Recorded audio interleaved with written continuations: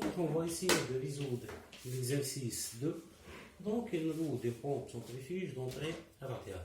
Donc la première des choses, l'entrée radiale. Donc alpha 1 égale 90 degrés. Donc tourne à une vitesse n égale à 600 mètres, à 600 tours par minute, donc n égale 600 tours par minute. Ça, c'est la vitesse de rotation.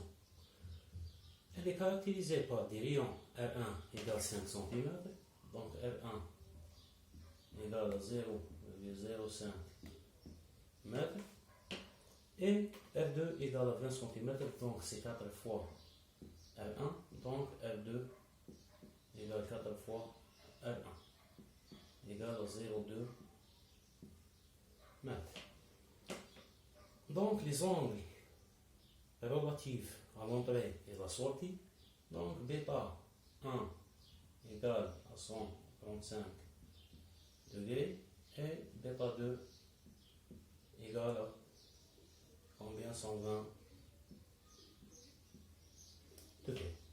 Cette pompe travaille sans perturbation et sans frottement, donc les pertes de charge égale à 0.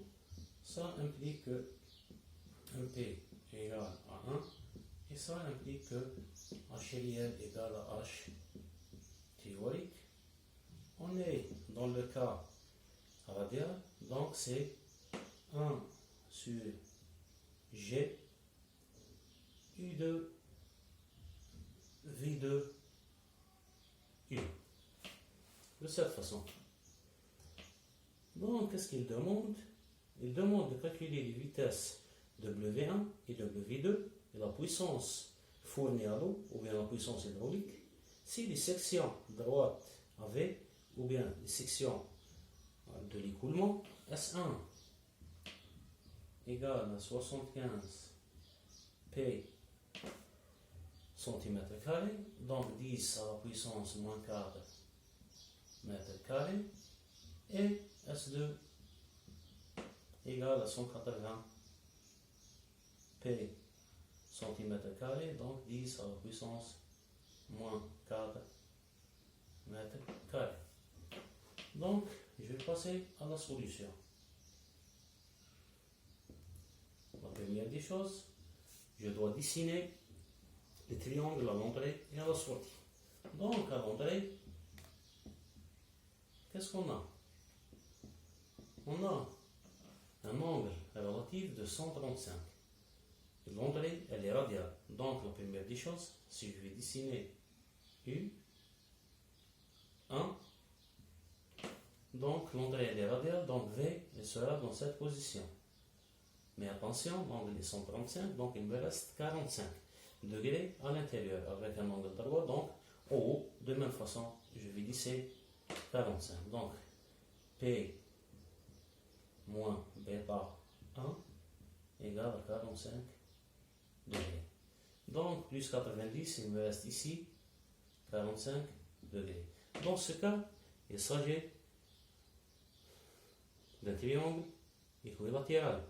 Donc, je peux définir que U1 égale à V1. Et cette V1, automatiquement, elle est perpendiculaire à la direction d'entraînement U. Donc, elle sera égale de la même façon à V1 M. Donc, on a détaillé ça en cours. Donc, qu'est-ce qu'il reste? Il reste cette vitesse qui est W2. Donc, il s'agit d'une diagonale à l'intérieur d'un triangle équilatéral. Donc, je peux, ou bien d'une diagonale d'un carré, je peux utiliser la relation de Pythagore. Donc, ici, c'est U1 qui est égal à V1. Donc, U1 au carré plus V1 au carré. Donc, c'est 2 fois U1 au carré qui est égal à W2 au carré. Dans ce cas, je peux déduire directement que W2 égale à U1 fois racine de 2. Donc, je vais remplacer mon U1 par l'expression n P sur 30 fois R1 fois racine de 2. Donc, je peux calculer tout ça et trouver que U1 égale à 3,14 mètres par seconde. Et ça va donner W1 qui est égal, pardon, je dois effacer ça pour ne pas confondre. Et W1 dans ce cas égale à 3,14 fois sin de 2, donc c'est 1,44, ça va donner 4,44 mètres par seconde. Ça, c'est pour la première vitesse demandée, W. Maintenant, je vais essayer de dessiner le triangle à la sortie. Donc, je peux déduire ici de même façon U2 à cause de R, donc à la sortie.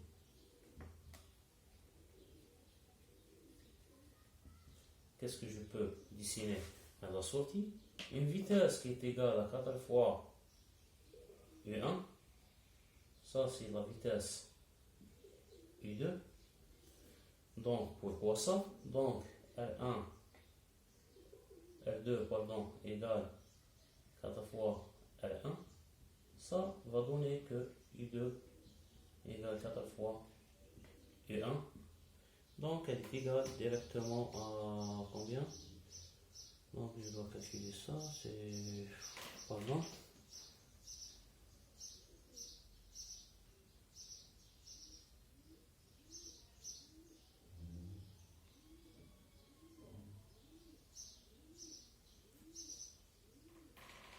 Donc, c'est 3,14 fois 4, donc c'est 12,56 mètres par seconde. Donc, j'ai l'angle relatif à la sortie 120, donc il me reste 60.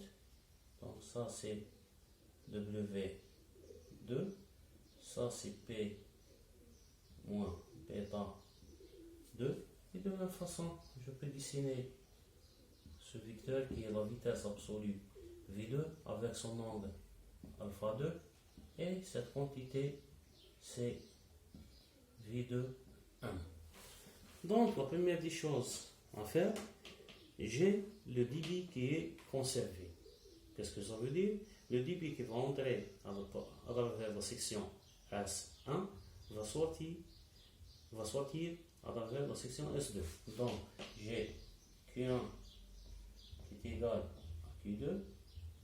Ça va donner que V1 M S1 égale à V2 M S2.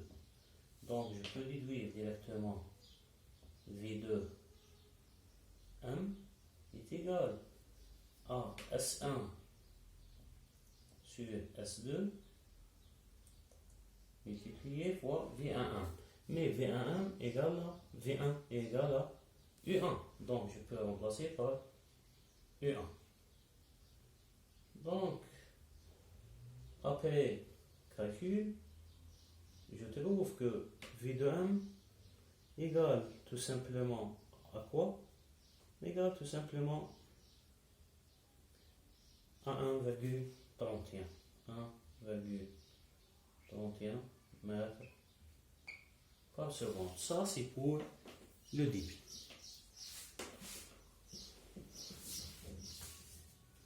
Donc, on a déterminé V2M. Donc, W, elle est égale à quoi en fonction de V2M? Tout simplement, je peux écrire que W2 avec V2M ont une relation de sinus. Donc, je peux écrire que W2 égale à V2M sur sinus P moins bêta 2.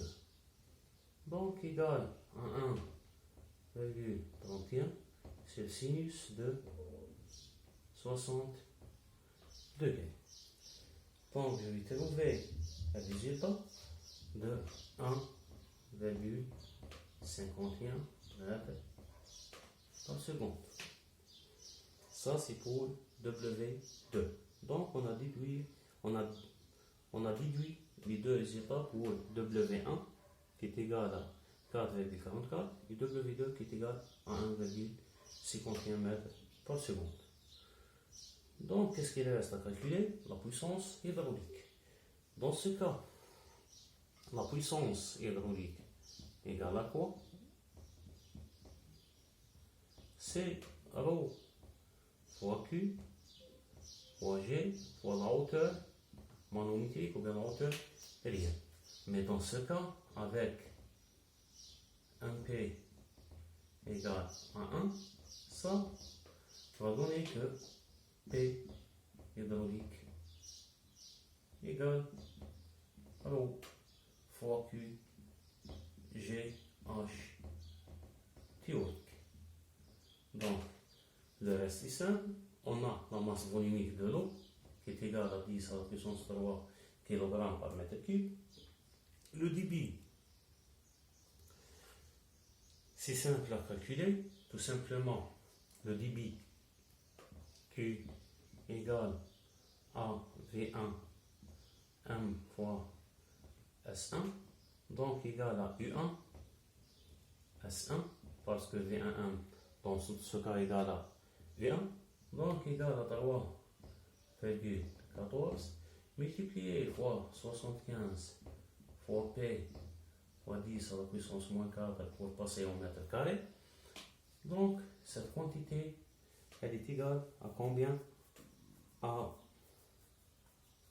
7,4 10 puissance moins 4 mètres cubes par seconde. Ou bien tout simplement c'est 0,074 mètres cubes par seconde. Le G est connu, c'est 9,81. Il reste de calculer H théorique. Donc H théorique, elle est égale à quoi? Donc c'est 1 sur G et 2 V2 U. Donc on a calculé déjà U2, donc elle est égale à 12,56. Il me reste de calculer V2. Avec V2U, tout simplement, c'est U2 moins W2U. Et W2U, donc c'est la projection de W sur la direction U, tout simplement c'est W fois cosinus. Donc c'est W2 cosinus P moins bêta 2. Donc on va essayer de calculer la première. Donc W2U égale à W2 calculé, donc c'est 1/51, multiplié par cosinus de P moins bêta 2, donc 60 degrés, et le cosinus de 60 c'est la moitié. Dans ce cas, je vais trouver une valeur pour W de U qui est égale à combien? 0,76 mètres par seconde. Et ça va donner que V2U égale à U2 moins W2 moins W2U. Donc, elle va être 12,56 moins 0,76. Elle va donner 11,80 mètres par seconde.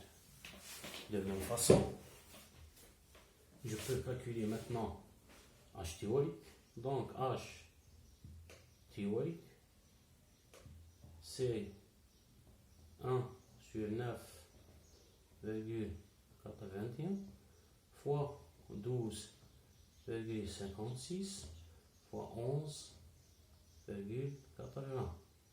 Et je vais trouver une hauteur théorique de 15,8 11 mètres.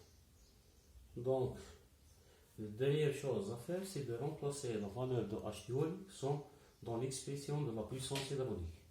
Donc, P hydraulique égale à l'eau, donc c'est 10 à la puissance 3, fois Q, c'est 0,074, fois G, c'est 9,81, fois la hauteur théorique calculée, c'est 15,11. Et je vais trouver une valeur de 10,97 kW. Ou bien je peux dire qu'il s'agit de 11 kW. Donc, est-ce qu'il y a un moteur qui possède cette puissance? Donc, le plus fort possible, à cause du débit qui est de 74 litres par seconde, et la hauteur qui est très faible, donc il s'agit d'utilisation de plusieurs pompes en parallèle. Je cherche à avoir un débit grand. Donc, je peux estimer, par exemple, comme il s'agit de 11 moteurs ou bien 11 pompes placées en parallèle et chaque pompe possède un moteur de 1,1 kW. Donc ça c'est pour l'exercice 2.